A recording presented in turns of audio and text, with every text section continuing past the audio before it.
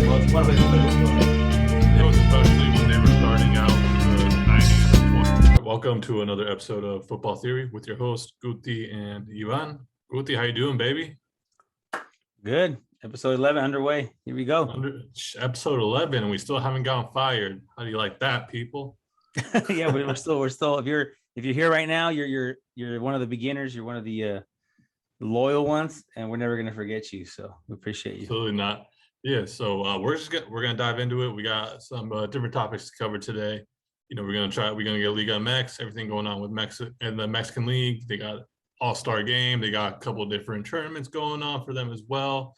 We're going to dive into David Ochoa switching from U.S. to Mexico, and kind of probably this will get into a much broader aspect of the subject itself, players switching and Mexican-American players and all these things as well. We got some movement in Europe for Mexican players. Raul Jimenez coming back. You got some players possibly moving, and all these different things. Quickly, we're going to touch on, announced today, a recording. Mexico will play a friendly against Ecuador in late October, I believe October 27th, in Charlotte, right in the middle between World Cup qualifying. Guti, what did you think when you heard that? I mean, I don't know. I didn't even check the dates when I saw it, but now that you kind of broke it down, it's funny. I mean, but we already know it. It's money time, and I'm assuming he's going to take a group of players from the Liga MX, just go out there, do a little game, and Ecuador is probably a good opportunity for them, but it is a lot of travel. So, but hey, why complain when you have business, right? People who can't get business, they can complain, but the Mexican national team has nothing to complain about. They could sell anywhere. Yeah, right. And Mexico has this contract with some Soccer United Marketing where they have to play so many games a year in the United States, and this probably has to be a contractual thing that they have with them, where they got to fit in a game somewhere before the season ends to make up the amount of games of friendlies they have for them. And they've played games in Charlotte before. They played friendlies before. Again, not a FIFA sanctioned date, so you can only take like Liga MX players. You might be able to get like an MLS player too, but they have no reason to give up any of their players that they don't want to either. So you hope that they just kind of just bring in a bunch of young kids, a lot of the guys from, that maybe play in the Olympics and aren't on European rosters. But it's just, man, hope that, they give players some opportunities, but it just kind of just reeks of just cash grab, right? It's just cash grab. It's funny though, because it just makes you laugh, because it reminds me of like Los Bailes or like Los Jaripeos, and you just see them every single weekend.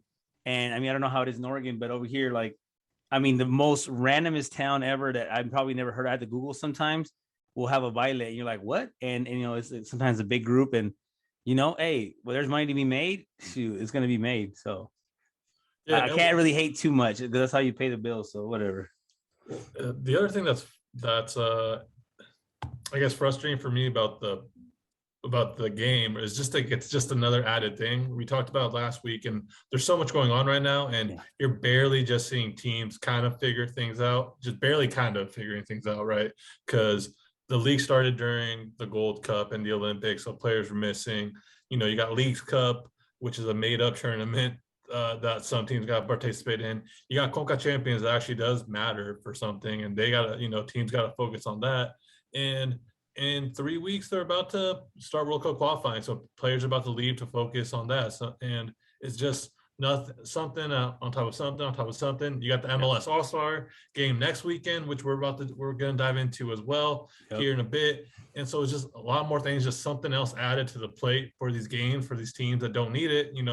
We're recording on a Wednesday. There's games midweek for what is technically like round 4 of games in Liga MX. So it just kind of seems like another added thing that doesn't need to be added for something with so many things going on this season for Liga MX. Yeah, definitely like a little bit of overkill. It's just too much. I thought it was too much a couple years ago, but now this is like probably the too much this year, for everybody, not just Mexican teams, probably everywhere around the world where they can make a lot of money. They're just squeezing games in here. But yeah, the national team is definitely like, especially in CONCACAF, I feel like it was overplayed. We talked about it before a lot of times, that Nations Cup was probably unnecessary anyways to begin with, because the same 4 teams ended, or the same teams that we always see. So it wasn't like you're going to have a difference, where in Europe, a team that, doesn't do well in Euros might have a good run in Nations League because it's more spread out of a tournament. But unless they like take out maybe some of the top teams and don't make them play, and then let somebody, let other teams play instead, maybe teams that don't go, I don't know. But we all know it's a moneymaker, so it just becomes too much, as a fan. I'm definitely not gonna watch a lot of these things. And then going into, like you said, the All-Star game, to me, that's fun. That would have been more fun last year because of like there wasn't so much soccer right now, and especially like you said, it's a tightened schedule. You got the World Cup qualifiers coming up. A lot of players that play in MLS and Liga MX play all around, South America, and so like I just feel like they're gonna overkill these guys, and these rosters have to be really deep.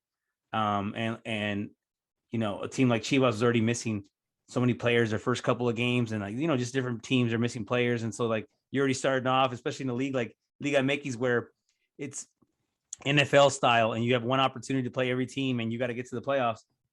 You really don't want to give up a game, just because guys are coming in and out or getting injured. So we'll see how well these teams can manage all of that. It's a lot. Yeah, it is a lot. And even, a team like Chivas, where I think they have players who just came off a really good Olympics, and it's the time to probably sell and get the most you can out of them. Even a team like them, who I would always be, sell the player, give them an opportunity. You talk about Vega, there's, rumors that he might be going to Porto and stuff.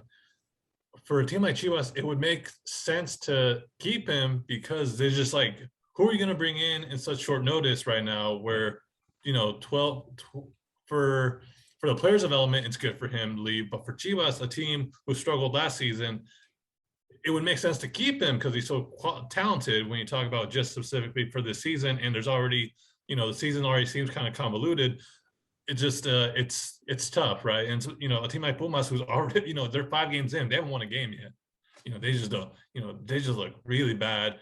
They did what's best for the player. They just sold one Vasquez, and so it's really interesting what the clubs can do. What can they do? What should they do? Because what's right for the player doesn't actually kind of mean what's right for the club.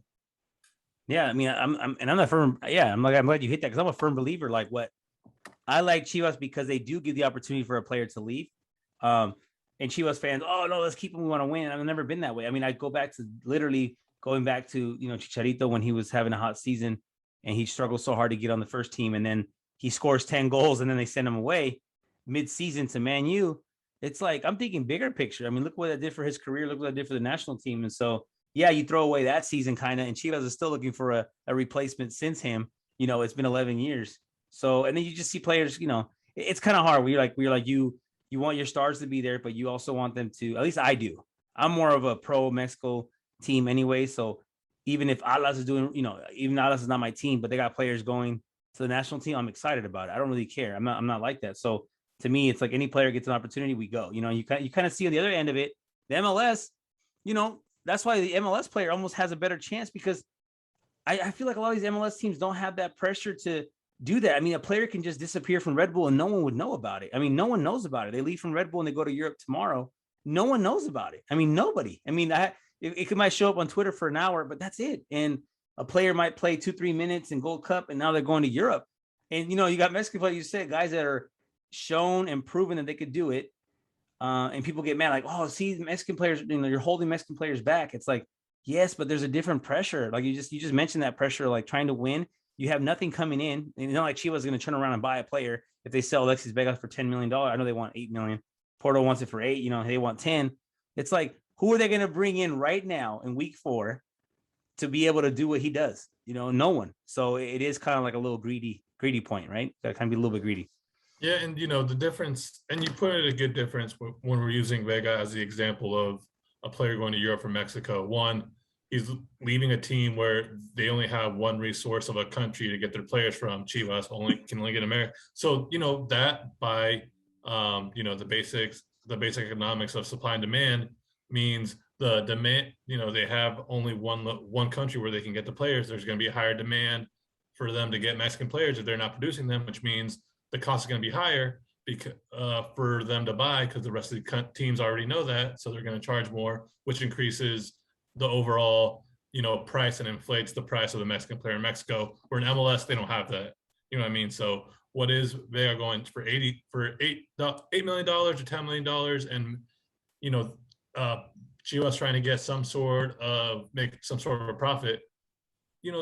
Those numbers aren't there in the MLS for these guys who are pretty good players. And so it's easier for European teams to take a risk on them because the value is lower and they don't have to spend as much and it's less of an investment, because if they work out, great, they can sell and make more money, or, it's just not an initial larger investment because of those reasons. But in the same, okay, let's compare the kid that went to Venezia, right? The Italian kid, what's his like? Okay. Yeah.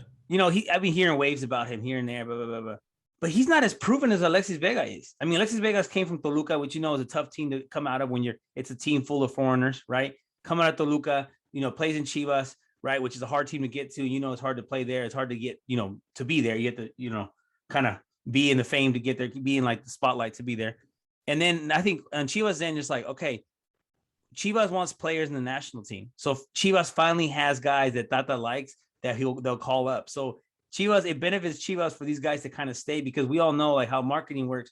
Like Chivas wants 2-3 guys to be called up from their team to the national team. Like that's something that Chivas fans kind of like are proud of, right? And it's kind of embarrassing the last couple of World Cups when they call the list up and no Chivas players are in the World Cup, And so to me, like on that end, I kind of feel like it's like, well, you kind of want some guys that are being called. I mean, you want some guys that are kind of being in that mix to be on the national team, and guys like the kid that went to Italy. I mean, I'm pretty sure his salary was way less. I'm pretty sure he hasn't done what Alexis Vega has done on his club team and on the national team, because Alexis Vega has shown it in the Olympics. He's shown it here and there with the big team. So, you gotta just see the differences, culturally, and how the business is working in Mexico. Well, yeah. Well, even like a player like Santi, who, Muñoz.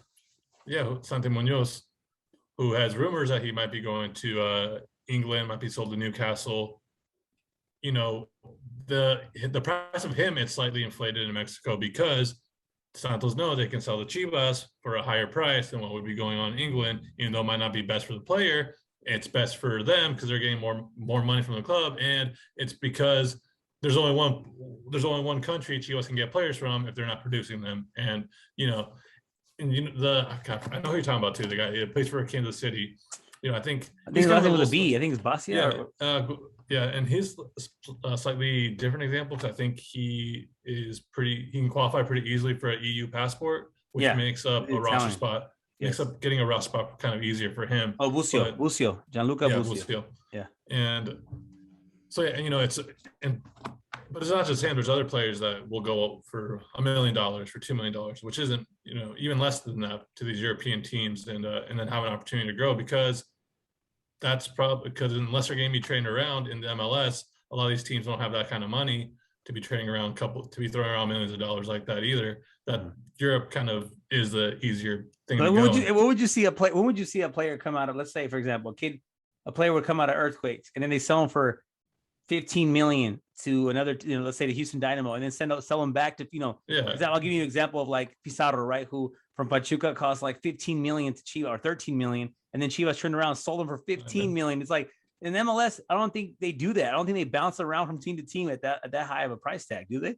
I don't think so. They don't. No, they don't. And and that's the reason why almost like Pizarro almost had to leave that Liga MX, because he done everything he could, right? He's played in Europe. He's won titles. He won a title for Chivas. Where else is he going to go? I think he won a title for Pachuca too. Who else? Or Tigres? Who else is he going to? Wait, which Pizarro are you talking? I'm talking about Rodolfo. Oh no, sorry, I'm thinking about. You're talking about Guido. Yeah, you're talking about Guido. No, I'm talking about Pulido. Sorry. You're talking about Pulido. Either way, okay. I mean, they're almost. Both good examples. It's almost the exact same. Yeah, they're both the same example. Yeah, where they both have achieved so much in Liga MX, and Pizarro or Pulido a little bit in Europe for whatever it counts for. But what those teams Chivas bought those players for, no other team in the Liga MX is gonna pay that type of money for a player like that if they can go to South America and get a player of almost equal quality for half that price. Yeah, it's not gonna, they're not or even another Mexican player who's a veteran. They can get away cheaper. In Liga MX, they're not throwing around $10 million for Mexicans entering their late 30s, or even like high mid 20s. You know what I mean? Like Pizarro's a little younger than Pulido, but and so in MLS they're not going to do that either. But in MLS, it's much cheaper. It's easier for them to sell at $1 million early on, and the guys staying around there in their mid-20s, they're not at that price point either. You know what I mean? And there's a marketing thing for both of those guys where MLS can pay those prices, those transfer fees for these Liga MX because they see the market value in them. But, no, and I mean, I think it's just cultural. It's the way the business is set up. I had a buddy send me a tweet. He's like, he was comparing the top 15 salaries of U.S. national team players and then Mexican players. And he goes, obviously the U.S. national team, the salaries were pretty high in Europe. And he's like, what do you think about this? I'm like, I don't think anything about it. I mean, I know I'm not trying to discredit anyone for going to Europe, but there's a different path to get to Europe from the MLS. There's a marketing piece there that the European teams love to see. They love to have like some kind of U.S. thing tied to them, if their owner's not from U.S. anyways. And then on top of that, like, I also feel it doesn't really mean anything. It doesn't mean because a player costs 70 million or whatever that all of a sudden the U.S. national team is going to beat everyone. That doesn't mean anything, because in that case, Brazil would win the World Cup every single time, and they don't win the World Cup every single time. Like they have the salaries. The guys are paid. They're getting paid hella money.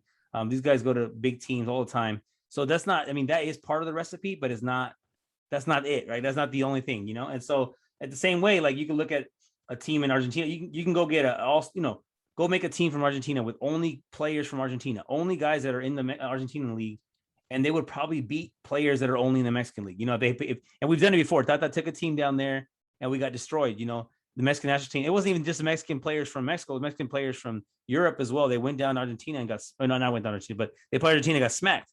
And so like the level doesn't mean, just because how much money you make does not mean that you're a better player. So, I think that's also equal too.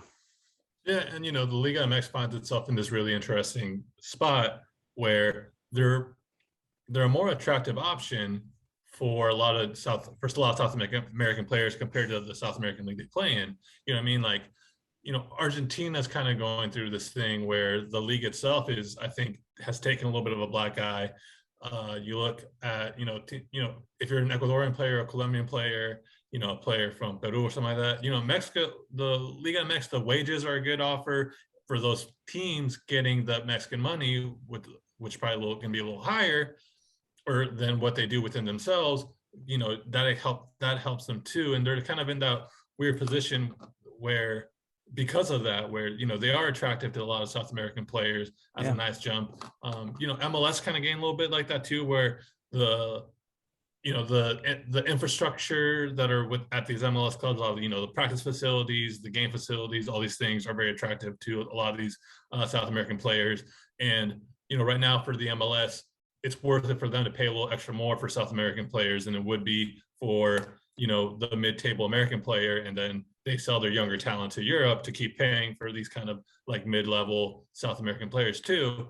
And so the leagues are working on two different things, which kind of makes each situation different. You know what I mean? Yeah. And it, even though the goals are the same, is to produce the best players possible, they have to go about it different ways just because of what each league, kind of the foundation of it is, and where they're at, and what, and the infrastructures of them too. I mean, you're talking a team with 20 teams and a team with like 20, almost 30 something teams. But and then like speaking of like the teams and the way you were talking about how much I just lost my train of thought. I just lost my train of thought. You're talking the infrastructure. Sorry, the infrastructure. Comparing, like, let's be real, like life in LA is very attractive, and Mexico has less teams, but I do feel like the Mexican league is working at, which I don't like it because it is counterproductive to what we're talking about, developing more players. But on the business end, I do think they're trying to clean up the teams that do come into the first division. And that's why they have these like, how would you say, not requisitos, how would you say, requirements. They would have these requirements that you have to meet, standards that you have to meet, which is messed up because we don't want that, right? The Mexican league I want them to be just relegated and promoted. But they're trying to set up the standard where like, okay, every team that has to have this, has to have this, stadium, infrastructure, like you said, training centers, press conference areas, all these things, hotels, whatever it may be. And so that's eye-opening, for a player that's maybe coming from Ecuador. There's no way you're going to compare the league in Ecuador to the league in Mexico, right? So a lot of players, like, they get opportunity, they're jumping, one, because the TV market, the opportunity to play against other players. And then, like you said, they can make that jump. They can even make the jump to the MLS if they require, they think that's a jump, or go to, Europe, so they're working on different paths. I think they're definitely working on different paths, but, at the end of the day, like, the salaries are coming to play. The way we develop youth players in Mexico is different than here. Players are cheaper when they're younger in the United States. I mean, there's no way. I want to know. I'm kind of curious now to look up what a rookie salary is in MLS, but I know before it used to be like 40,000, a year. So I'm just like, that's not even worth what you paid. That's not even worth what you paid to get there, So yeah, and like 30,000 living in Los Angeles is not going to. In New York is not going to go far. I think these, if I'm correct, because of the people I know and whatnot, there's like how there's housing that the teams kind of like rent and sublease, and the player, you'll have early on some of the young guys will be roommates and live together and have their apartments. And at least from the people that I know and the situations that I know, they'll be roommates and they'll subsidize apartments together that the team kind of owns or rents out to kind of make it easier for them. But yeah, the minimum salary is still not a lot for the MLS. No, and like I said, to live in LA is not cool, but for a player in Argentina, like, you're gonna pay me how much, 100K, whatever, like that, they'll probably take it sometimes, but it's like, where am I living? Like, oh shoot, New York City, so like, a lot of things don't add up. So, it's give and take. But yeah. But then you could be making 30,000 in Columbus. No, thank you. No, yeah, but you're right. I mean, or you could just, you could be a barista at Starbucks. Yeah. It's just a joke, because before we just laugh about the salaries because, we'll talk about another episode one day, but I remember players were talking about the academy system here and how much it costs to be in it. And a parent, I think one time, one of my buddies that I used to play with, he was in the academy, and I think there was a parent meeting, and one of the dads stepped up and said, "Hey, what's the starting salary, for MLS? Because you keep talking about the kids are going to go to MLS, or they're close to making the MLS." And I think they shared some number ridiculous, like 40,000 that we were talking about. And the dad just got up and left. He said, "I'm not paying you $500 a month for my son to maybe make 40,000 a year. I make more than that doing what I'm doing." So, a lot of times it's kind of like, a little too comfortable. So, yeah, we'll see. Absolutely. So, okay. So what are your thoughts of the MLS All-Star game next week between the Liga MX All-Stars and the MLS All-Stars? Are you excited? Are you not excited? We talked a little bit about the feel of overkill already. Yeah. So I'm not excited this year, but I was excited. I was going to go to it last year. I already was planning the whole thing around it. I was going to go there with my buddies. We're going to go to LA. It was like on a Thursday, I think. We're going to go to Tijuana, do the whole thing with it. But I'm not excited this year just because, like, it's overkill. I'm kind of tired of it already, like all these games. But I do think there's a cool aspect to this. I do think that, the Mexican League should be kind of proud that, like, the MLS and the US knows what is selling, and they brought, Celtic over, and they brought, Bayern Munich over, right? And they brought all these teams to try to make this an interesting MLS All-Star game. That was kind of cool for a bit because you get to see, it wasn't like who really won. It's just kind of cool to see different players all together.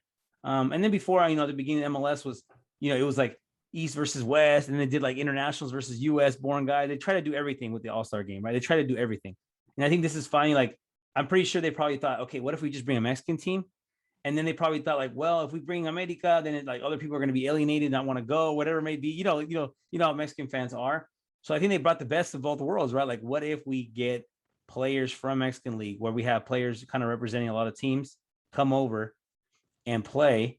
And it's kind of cool because there's so many Mexicans on the field. I mean, if you go down the roster, right, there's a couple of Mexicans on the US team. And so, like, on the MLS team.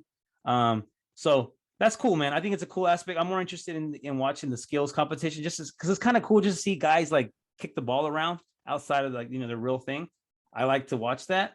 I don't know if you remember back in the day, but Luis Hernandez was like in the skill competition back in the day. And it was cool to watch that. And I don't know. It'll be cool, man. What would be cool if they brought in the shootout, instead of PKs, you go to shootouts or something. The old school shootout would be kind of cool to watch Ochoa doing that. But yeah, I'm all right, man. I guess I'll watch it.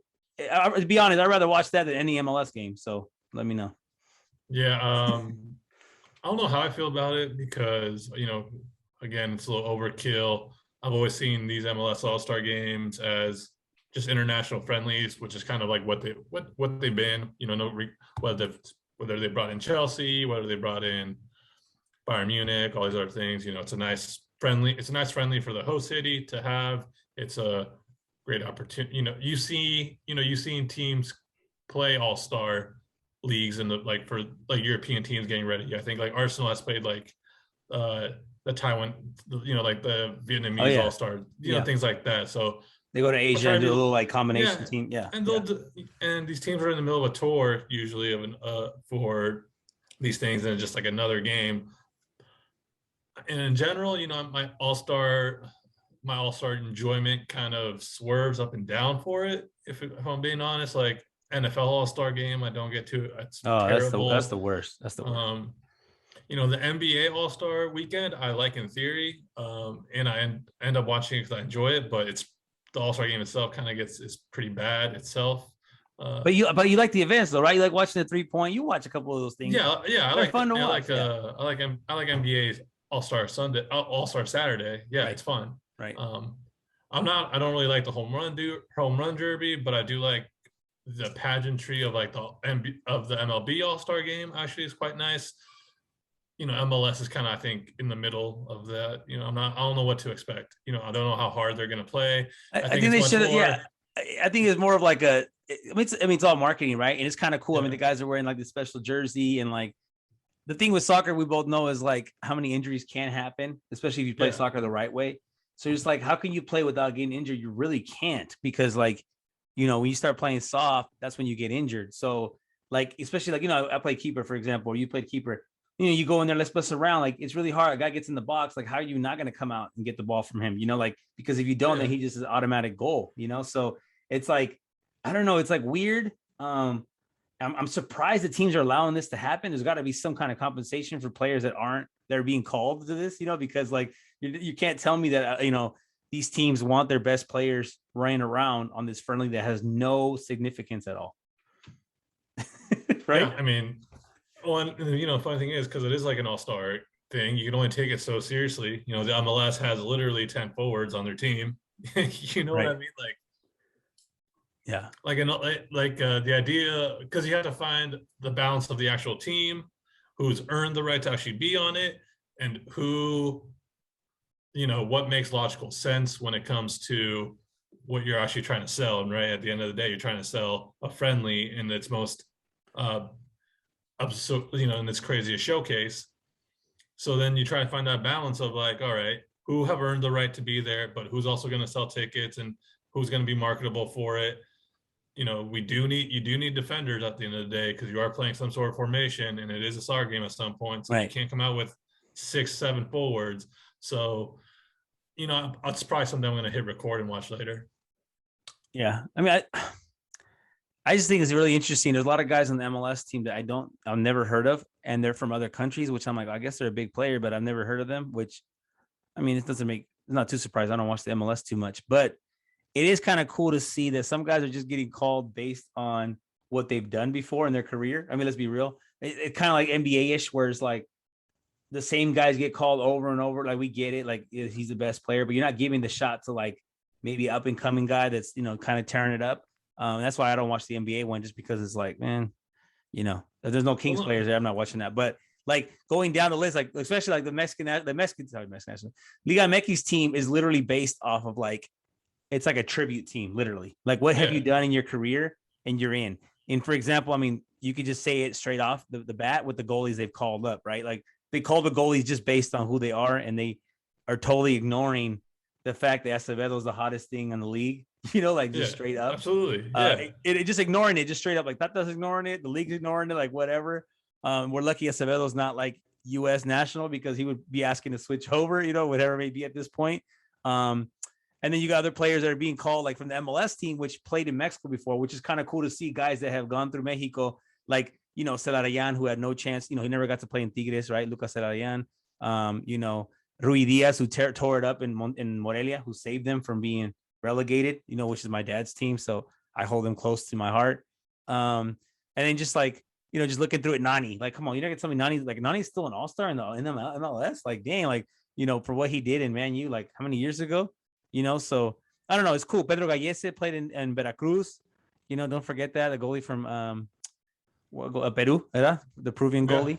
And so it's just kind of cool to see all that, you know. And Yeah. obviously Chicharo got called because of marketing. You know, we know he's been out for a little bit, but he is one of the hottest players in the league. So, you know, it'll be kind of cool to see all these guys on the field. It's all right, man. It's a cool little event. Maybe what I would have liked it, maybe they would have changed it up and done like 7v7 or something. Like you said, there's a problem with defense. Let's go 7v7. Let's make the field smaller, or let's do something different where it's like not so traditional 11v11. I don't know. We'll see. Well, like Santi's on the All-Star team. Santi hasn't played for Tigres yet because, you know. Oh, something for Santos, right? Yeah, he's on the All-Star you know based on what he like, did. Yeah, that's weird, man. I mean, yeah. I don't know. Yeah. I mean, it's all like I said, I don't know who kind of made these lists. I do think the Mexican team is definitely made up of guys who've had a trajectory, who've done something in the league, you know, like Angel Mena has torn it up. I don't know if he's like one of the best players right now.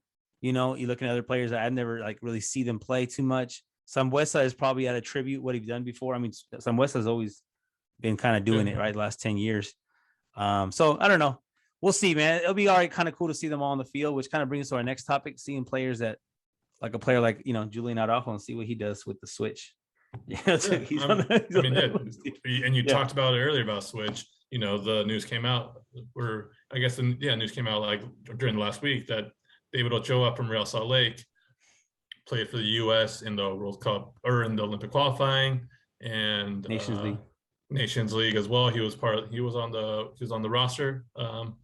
He has made his official switch and will now be eligible to play for Mexico. When he'll be called up, who knows? Because Tata doesn't like calling goalkeepers younger than 35. It's over 35 league, man. He can go to Charlotte. I vote for David Ochoa to go to Charlotte and play that throwaway game against Ecuador. You know, that's what I vote for. That he can go to Charlotte and play Ecuador. That switch was crazy, man. What do you think? Because I have a big thing on that switch. What do you think about that, man? Well, you know, I guess for him as a professional, it will be interesting to see how he continues to progress and when he earns the spot to represent Mexico. You know what I mean? I think the switch itself has kind of continues to come up something between the Mexican Federation, between like, you know, USA fans, Mexican fans, the US mentality of play, what the US, what are they doing? What are they not doing? Don't be scared, man. Just say it. Come on, don't be scared. Just say it. No, it's just, it's a pattern because it also have, you also have Efrain Alvarez. You have, what is the U.S. not doing that makes these Mexican players feel comfortable at the U.S. Camps or at the Federation? And Ochoa wrote a really beautiful, well-written article on the Players Tribune that kind of explained this, how, it wasn't purely right and wrong. He just talked about his struggles at Chivas and kind of the Mexican mentality of the way Mexican Americans kind of get picked on in the Mexican community. He wrote about that, but he also wrote about how he didn't really feel comfortable didn't feel comfortable in the U.S. camp. And I think it's not an individual thing. It's a much greater and larger problem or topic. Like Araujo, defender for the U.S., also looks like he's about to switch. There's some other players who are young who are Mexican American who are playing their game in the MLS there were rumors that they might be switching. And so it's a larger issue and it's a larger problem that I think the U.S. has on how to just make it welcoming for the Mexican American player. It doesn't mean that, cool that there might be better players or there might be more topics. Or there might be better players, there might be they might be a very talented U.S. roster right now, but that's not what we're talking about. We're talking about what is U.S. soccer not doing that the Mexican soccer is actually doing that are making it more welcoming for these U.S. Mexican players, and not going to like the lazy topic of saying, oh, this player just doesn't want to work hard, or he just saw the roster and the depth chart and that's why he's going, or Mexico keeps promising these players that they're making World Cup spots and are lying to them.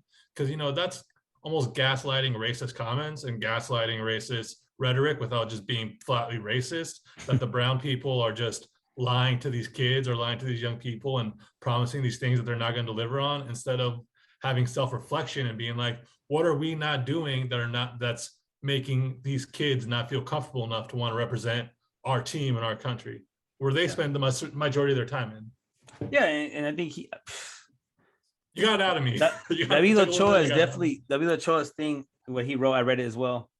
Man, it was spot on. And I mean, I've never felt that because I didn't get to play in Chivas as a kid, obviously.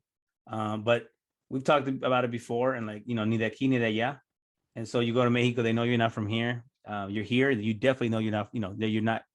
I wouldn't say from here because we are, but they look at you and you're like, well, this guy is not white, So, I mean, there's just so many underlying, what did I say? Like, there's so many levels to this. But the biggest thing I like what he said was, just the fact that, he wanted to play for, let's be real. Like, let's just break it down for a second. Let's be real. Before, I think this is a change in the way it is, right? Because before, I think players played for United States because that was an opportunity they had, right? But in their hearts, they would rather play for Nigeria. It's just that Nigeria wasn't ever calling them, or they just weren't on that level to go there, or they're just 14, 15 playing here. And of course, you're going to play for the national team when they invite you to a camp and you live like an hour away, right? Of course, who doesn't do that? But I think you get to a point like David Ochoa, like you said, a lot of people were trying to make excuses. Well, he saw the depth chart and Zach Stefan, all these guys. Like, I don't think those guys are that much or even better than him to begin with, to be honest. I really don't see it. I mean, yeah, David Ochoa messed up one play in the Olympic qualifier, but like, if you look at his tapes and things that he does, I mean, he's not worse than the U.S. goalies that they're calling. I don't think he saw the roster and was like, oh, look there's like 5 guys ahead of me. No, because David Ochoa is playing the MLS. He's a starter in the MLS. He's playing for a team, which is like already a big move. I don't think that's one of his reasons for switching over. I think you said it on the, hit it on the head. He played for Chivas before. His whole family are Chivistas. You grow up in a house where you watch Chivas on Saturday nights on Telefutura. You know what I mean? Like you want to play there. That's what you dream. When I was a kid, I dreamed of playing a Liga MX. I didn't dream of playing for the San Jose Clash, even though it was an hour and a half away. So like, you dream of playing for the Mexican national team. You dream of playing for your country. And that's just not Mexicans. That's anyone who has any tie with their country. I mean, if there's a kid, I mean, look at like, I look at like Roldan, the Roldan brothers. One plays for the U.S. because he got a call. The other one plays for El Salvador because he didn't get a call. But, if his older brother didn't get the call, I'm pretty sure he'd be playing for El Salvador as well. So like they have these ties to their country. They want to play there. I mean, David Ochoa made the move. I think he's also making a cool move for his career, knowing that Mexico's going to change. The generational change of goalkeepers, right, is coming. But even with that, though, Ivan, and this is us playing. This is the Mexican playing down the MLS. But I don't think he's at the level of some of the guys that are playing the Liga MX. Even though he is young and up and coming, just because he made the switch to Mexico doesn't mean he gets called. Like you said, doesn't mean that he's in the World Cup next time around. Like I honestly would be hard to see that in 4 years, that he's the goalie for Mexico in 4 years. I really don't. I don't know. It's hard for me to see it because I haven't seen it yet. But because Tata can't make these promises, he's not going to be around in 4 years with the next national team. He's not going to resign. I mean, he's not. I'm saying it today. He's not. So I don't know. What do you think, Ivan? What else do you think about that? Well, I think for me, what upsets me the most is that this isn't like an individual. This isn't a strictly like one guy doing it. Yeah. Okay. It's and he said it in the piece. The person who made him feel most comfortable was his old goalkeeper coach, who wasn't even American. He was, I believe, Irish. You know what I mean? So like, and I think there is something there because I've met people from Ireland and I've hung out with them, and there is actually some similarities between I feel a lot of the principles between a Mexican family and Irish family, Mexican culture and Irish culture. It would make sense that they would actually get along really well. But it's a bigger thing than like, I think that's a huge thing, that the person who made him feel most comfortable in his time in the US was an Irish person. So, because, you know what I mean? There's other problems going on where the US's men's World Cup qualifying games are in Columbus, they're in Tennessee, they're in Cincinnati. Brian McBride, who has a spot for the federation, pretty much said that last World Cup cycle they made a mistake playing too many games in too many cities where there's too many people of color. He flat out said, like, we're not making the same mistake against Costa Rica playing in New York because you know, I mean, there's too many. You know, what I mean, they're picking. And the MLS has announced a new team in Anchorage, Alaska. No, I'm just kidding. Yeah, but you know, they're picking places in like Columbia, or I mean, Columbus. They're picking a place in Cincinnati, the two highest metropolitans in the country that has the least amount of Spanish-speaking people to play World Cup qualifying games. Their women are playing in Cleveland, Minneapolis, Cincinnati, and Kansas City, all in the Midwest, all where there are more white cities. That's, you know what I mean? Like, that's the problem. And that's where I get upset, is like, it's not an individual problem with Ochoa. It's not an individual problem with Efrain. It's not an individual problem with, you know, with what they're doing. It's a bigger thing that the fans, the federation refuse to acknowledge. You know, it's happening both on the women's and the men's side, where, you know, they're going right down the Midwest with both of these games for the US has for the rest of the year, all in these places that are known and have the reputation and the stereotype of being white Midwestern cities. And how do you not make the correlation between that and these a kid like Ochoa not feeling comfortable, not feeling more comfortable than here in the country that he lives in than what the country where his parents are from in Mexico? Right. No, you hit it. I mean, that's what it is. I mean, the marketing's there. They want to put the games in certain places, like you said. It's tailored toward, I mean, the whole U.S. pay-to-play system is tailored towards a certain type of player anyways to begin with. We've talked about this before. You lived through it probably in Oregon. I lived through it here in California. I've had teammates that grow up with me that are better players than any of the guys that I knew that were on the ODP or any of the regional teams, any of the national teams. But it didn't matter because they weren't going to get a look because they live in some, you know, small town and their last name is Fernandez or their last name is whatever it may be, right? It ends with a Z, you know, and they weren't going to get a look, you know. And so a lot of times you just see that. And it is funny because that's how U.S. soccer, you said it before, U.S. soccer is tailored towards that type of player anyways, right? So it's not a surprise to you that they tailor everything else, like you said, in the Midwest, in certain areas, in certain political zones that we know are very anti-immigration or anti-whatever, right? Anti-Latino, right? Maybe, or immigrant anyways. You know, you see that happening. And, you know, I always find it funny that like the U.S. takes like, you know, thinking about it business-wise, like, no, we want the game to be in a small stadium in Columbus, but now it's going to be Cincinnati. But we want it to be there because the stadium, I keep hearing people say, yeah, have you seen the stadium though? It's really nice. I'm like, that stadium doesn't even come up on any conversation. Okay, the Cincinnati and Columbus stadiums don't come up in any conversation anywhere else, in any other demographic, right? In any other kind of sport. If we're talking about let's put an event, you are not thinking, let's go to Cincinnati, Ohio. No one. Not a high school national championship, not a U8 national championship, right? You're not going to go there. So it's very funny they do that for certain things. Like you were talking about, my Brian McBride brought that up. I didn't know he did that. And it's kind of weird. I mean, we're watching the U.S. develop, the U.S. national team kind of develop in this weird kind of way because before it was very white. Right now, there is a lot of African-American, right, players, which is cool to see, but the mix is still not representing the country. And when people used to ask me as a kid, how come you don't root for US? It's like, when I see the team, I literally nothing doesn't look like me. I really don't even, who do you want me to grow up watching? Like, who do you want me to grow up to try to be like? I mean, I don't know any one of the players, you know? And so it's like you said, maybe it's not just David Ochoa, because before that, there was two or three other players from the US national team that made the switch to Mexico too, but never got the call. I don't know if you remember a couple of guys. One of them was like goalie. I think his name was Jesse. A couple other guys that were playing in, right? And a couple other guys made that switch. I mean, don't forget Sendejas, you know, who's playing in Necaxa, who's killing it right now. He hasn't made the switch, you know, because he doesn't have to make it, but he was on the US program. You know, he was playing with McKinney and all them in FC Dallas. And now he's playing, you know, he almost went to the Olympics. He's a good option, you know. So there is something else, man. Like you said, there's something else there. It's not just one person. They're not making players feel comfortable. You know, it's like, it's weird, bro, because if you got this like rich kid, right, who's like from New Jersey or whatever, I've never been over there, and he comes to camp, and then you got the three Mexican kids that are from East LA, they're not going to fit in at the dinner. You know, they're going to try to talk about things that don't even really relate. You know, you got one kid listening to whatever he listens to and probably wants to speak a different language when they're talking to each other. And you probably have the coach come in. I mean, I've had coaches grow up, man. Growing up, I had coaches tell the team, hey, we're not speaking Spanish here. Like, he told the team, bro, a majority of the team was Mexican, like, hey, there's no Spanish here. Like, we're playing soccer. We're not speaking Spanish. And so just to kind of show you the kind of stuff we kind of dealt with growing up. So it's there, man. It's still there. Yeah. And, you know, I luckily didn't have coaches like that. I had some parents that didn't like the fact that I was that I had the feeling that didn't like that I was on there and made my dad feel uncomfortable and stuff. But I've also had some good experiences both with the club and whatnot.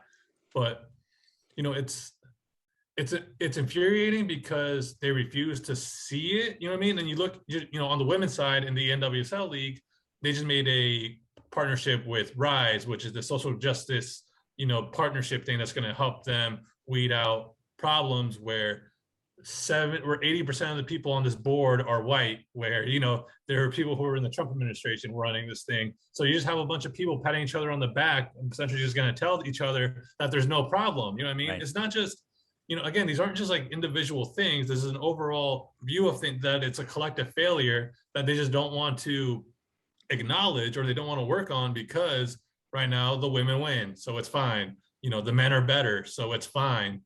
But yeah, I have a problem seeing it as these individual things instead that happen to be all a coincidence or something. I mean, it's kind of the same reason why in a larger sense, or in society, people never know a racist, because they see all these racist things, but it's just an individual situation or an individual person. It's not a collective idea of what's wrong with society or what's wrong.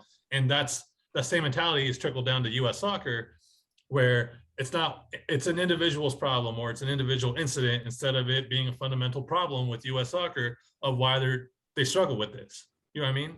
Yeah, I mean, and there's a couple examples right there. I mean, I don't know the full truth, but I obviously heard rumors before. But one of them, like I was telling you, that Hugo Perez, who's coaching El Salvador now. I mean, he was with the U.S. national team for a long time. He played for the U.S. national team. He's not from here. He's from El Salvador. And from what I heard, they didn't give him an opportunity to keep rising in the ranks. He was kind of stuck where he was at. But a lot of the players he was recruiting were Latinos, and he was trying to, and it wasn't like, let's all go Latino based. No, but it was like, I need the best players available from this region, and if that region, if you go to a park on Saturday, you see players play, okay, that kid is good. I don't care what he looks like. He needs to be a good player. And so if it adds up to be a lot of them being Mexican-American, well then, so well be it, right? Obviously in California, you're probably going to get that, but then you also see, like, from what I heard, El Tata Martino was one of the options for the U.S. national team. And supposedly they didn't get him because he didn't speak the language. From what I heard, I don't know if you heard that one, but he needed a translator. Yeah, he needed a translator. To me, it's like, which wasn't a problem in Atlanta. He didn't need a translator. He won an MLS title in Atlanta, and Atlanta was willing to give him the keys to the first franchise they had. Which is like, kind of like, do you not understand? Like, this sport is played all around the world. I mean, Almeida still uses a translator today. He's an interpreter today, right? Almeida uses one, in the MLS, and a lot of other guys are using them. So, like, I don't know, man. I feel like there's obviously. It's not like there's a secret, man. It's out there, and it's out there because I feel like the U.S., whoever's in charge of the U.S. national team, is thinking, how can we replicate what's going on in Germany, right? How can we replicate what's going on in England? It's like, but what if the majority of the kids that you have playing soccer are of Latino base? Why not try to find a style that fits that, right? Why not try to find a style that fits the players that are in Texas, the players that are in Arizona, right? The players that are in Florida. Well, who kind of had actually the right kind of principles or ideas of that was Jurgen Klinsmann. Yeah, but even though he's German, but yeah, he knew the importance of, like, these playing players, in Mexico. Yeah, of playing in Mexico, or just where to find, or that there's a huge disconnect between players from the city and players from the suburbs, which the club culture in the United States is kind of the foundation of. He called that out from, like, at a very early stages, and he saw that as a huge problem early on, and he kind of recognized it, and one of the first ones and only ones to kind of keep pointing it out. And then, like, the other thing, you kind of get this feeling that while these, like, we'll use Ochoa for example, he comes from Oxnard, he gets through, he makes himself available, he gets called up and all these things, and now all of a sudden it almost feels like he should be, like, he owes it to the U.S. You know what I mean? Like, he's the one that got through the crack, and now he should be thankful and owes it to U.S. soccer for doing that. The fact that he did that, you know what I mean? Instead of it, and so it's that continued, like, how dare you-ness that U.S. soccer has towards, instead of being like, oh, okay, yeah, I get it. we're messing up here and here and here. Or how can we solve it? They're like, how dare you? You should be thankful that that you're here. And the fact that you're not, you're a brat, you're this, you're that. You know what I mean? That, Yeah, I mean, it's all these other it things. was. Sorry, go ahead. Oh no, it's just more like, it's just kind of the mentality of it. And it's a reflection of not only U.S. soccer, but of kind of U.S. society. I think at times the way we feel as Mexican Americans, Mhm. and it just kind of gets amplified in this small little microcosm of U.S. soccer. And I think that's kind of the frustrating part of it. Yeah. Because things that happen in our real world, it kind of gets reflected in this, and I think that's for me where it comes from, where I'm more frustrated or at times even hurt by it. And that's I always go back. I always go back to that scene in the Selena movie, right, where Edward James Olmos, the dad, is sitting there in the bus. He's driving the bus, right? He's got AB Quintanilla and he's got Selena in the car, right? J Lo, and he's driving, and they're asking him things, and he's saying, "We got to be more Mexican than the Mexicans, and we got to be more Americans than the Americans, right? We got to like this, and we got to like that. We got to like Vicente Fernandez, and we got to like this, and we got to eat this, and we got to eat tortillas." And to me, it's like it's that struggle that the Mexican American kid has growing up here and seeing that, right? But also at the same time, I'm hoping that this is the kind of the first time that the Mexican national team is opening their doors to guys that aren't born in Mexico, right? Like, I mean, obviously, we know Miguel Ponce was playing before, and he's from Sacramento, right? Or he's born, in Sacramento, and different players. But now you're starting to see, and I'm hoping that Mexican teams start opening their eyes a little more as well. And the Mexican national team kind of give that opportunity to kids that are raised here that's not, they want to play in Mexico, right? They want to play for the national team. They want to play for club teams, and people have expressed, and I think it's funny that every time they ask a player that, "Oh, I want to play in Chivas," because they know, I mean, they know that they're trying to get paid, but it's okay. No one's going to say, "Oh, I grew up, I want to play for Puebla." But, I'm hoping that like you see players like making that move, and hopefully you're going to, and for the Mexican national team, hey, anybody wants to make the move and is ready to play, then go ahead and do it. And I think the one I do want to see make the move is Ricardo Pepi from FC Dallas, who's like kind of killing it up top. He's a forward. He's young. He's like 6'2". So he's like 18 years old, had a first hat trick in MLS. He's the youngest kid to have MLS hat trick. So, hey, you want to make that move, And like, I don't know what Tata's telling them. I don't know who Torrado's telling them, but he's probably saying like, we got to make this pool bigger. So I'm thinking the Mexican national team's opening their doors to like, hey, we need to get as many guys that are dual nationals too, and make our pool even bigger, Yeah. And, it's much more easier said than done, right? To just say you need to do more, you need more U.S. national, or, you need to open the board, all this stuff. Because, Mexico itself is a large country. Mexico itself has so many, there's so many players in Mexico that just fall through the cracks. Here, it's just another thing that opens up a huge thing to get players. So setting up the scouting and everything is difficult. You know what I mean? It takes a lot of effort. It takes a lot of groundwork. It takes, it just takes a lot. You know what I mean? So I'm not saying it's easy at all for either country, for either federation. And they, US Youth Soccer has it set up for a way that makes it easier for them because the country is large. In Mexico, it's hard. It's a large country. Mexico City is 20 million people, metropolitan area. Just from there, it's a lot. You have a large amount of players and kids that fall through the cracks, especially when you only have 3 professional teams all the way set up there, besides some youth scout teams, all these other things. It's just, I know it's not easy. Yeah, it's not easy anywhere. Every country has their thing. Easy. Yeah. It's not easy for US, not easy for Mexico, especially, it's hard. It's almost harder for them because unlike countries like Germany or Spain or where there's such a concentrated population of people, now you have more land, and now you have 2 countries. Right. So you got to stretch it out. I know more. It's not easy, but for me, I think the biggest problem is, for me, the thing that frustrates me the most is that there's such lazy rhetoric when it comes to how we take on these players and how we take on these issues, that gets brushed aside so easily instead of really seeing the underlying things of what Ochoa is really saying. You know what I mean? Again, the person he connected with the most, unfortunately, had passed away, but he was his goalkeeper coach, who wasn't even American. Right. He's Irish. Yeah. He's Irish. I think he said he went to go work in Mexico, the coach too. Yeah, for 10 years and stuff. Yeah. Yeah. So I mean, it's that connect, man. I mean, people are inviting football is supposed to unite us, and I really feel like it needs to be the most accessible sport in the world, and it is. So those countries you just said, it is very accessible. They're playing in schools. They respect kids that are playing everywhere in the city. And I feel like here they just continue to make this, and you see the leagues, they just continue to add more youth leagues that just all they do is funnel out players that, oh, well, you can't afford it. Sorry. And it's like, wait, why? I thought we just wanted to see the best 16-year-old players. No. Your coach has to have a B license.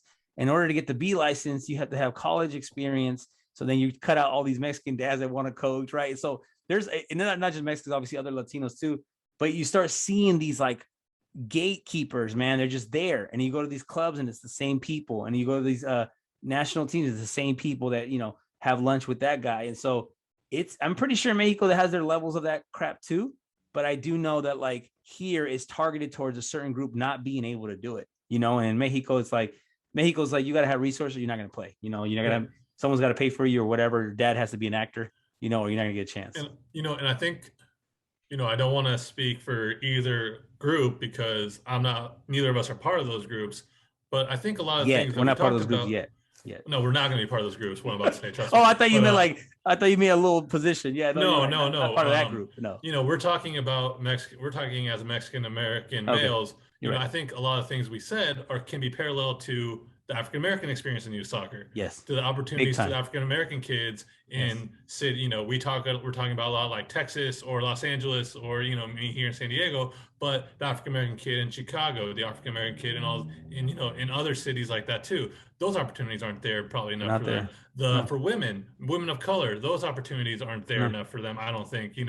Again, that's what I meant to say. We can't speak on it. We won't ever be able to speak. I thought you meant I thought you meant being up there at one of the little director positions. No, but so those are also problems from gatekeeping, and you are seeing a lot more African American players now on the U.S. national team. But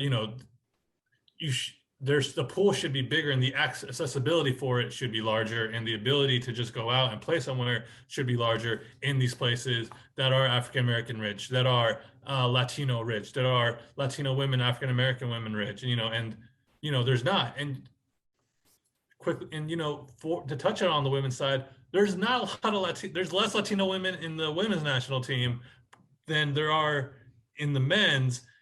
They just win, so it gets overshadowed much more easier. Right. And there's also other things like the Latino culture growing up and their view on women's sports that probably hinder that too at a younger age when you add that on top of everything that we just talked about too. So there's so many layers to it, but it's, for me, the biggest thing of it is just the gaslighting and the frustrating nature of not wanting to see the overall thing as the problem, instead picking these few things and brushing them aside and saying it's not really a problem. Yeah. Look, we're winning, we're exciting, it's this and it's that. So, the problems can be overshadowed. Yeah, no, it's definitely present in other groups. It's definitely not as accessible as it should be. And we can go into this for hours because I have all kinds of experience doing it. I coach high school right now. And, you just see that it's not as accessible as it's free. It's like, yeah, but there's still layers to that, because of everything else kids have to go through at home or having to work, or just the simple fact that having to go get a physical or having to present medical. I have students that can't play because they can't provide medical insurance. So now we have another layer, so just all kinds of things that we can go in for hours, so we'll wrap this one up today because this is good stuff already for sure. Yeah, absolutely. Quickly, I think something that stuck with me, I was hearing an interview with Rob Rivera, the NFL coach, and he said, you can't treat everybody the same, but you should be able to treat everybody fair and treat them fairly. And I think that stuck with me because I think you can use it in a lot of avenues in life and at work and all these different things. But, that's something here where it's like there isn't a fairness in the treatment of the players, I think, and when it comes to opportunities and the treatment of them in the situation with like a W. Ochoa. So I think that's kind of the way we end it. But yeah, we'll end it here. A very impassioned last half of the podcast. Yeah. We got have like a whole new, we can have like a whole different kind of podcast on this, but yeah, this is good stuff. Quickly, any 50-50s? Go first. All right. All right, my 50-50 is what's your opinion on how do you feel about Raul Jimenez coming back? He played, started. Yeah, He Yeah, came out man, with I'm interview excited. came out with like he taught Peter Check helped him out to kind of get used to and kind of tell him what to expect with the headgear and everything. So he's back. He started played actually pretty well. They didn't lose because of him. So Ro Jimenez back 50-50. What do you Yeah, think? man. No, it's a total play on. I'm totally excited to see him. We all kind of like feared he's not going to get to that level, but I don't know. I mean, he's able to talk to people that were in it. Like you said, Peter Cech was one of those ones that we knew growing up, had that hat or whatever, hard helmet, whatever that is, soft helmet on. And so like, yeah, I'm excited to see him back there. I don't know. We don't know if he'll get to the level where he was at before. But it might just change the way he plays. It might just change the way he plays. I mean, he could play a different style of play. And you know, um, hey, I'm glad he's back. I'm glad he's alive. I'm glad, he didn't have to go through anything else that was life threatening, so yeah, I'm excited. I don't know how you feel about that one. I'm excited, man, to see him back for sure. Yeah, I'm excited to see him back healthy and everything like that.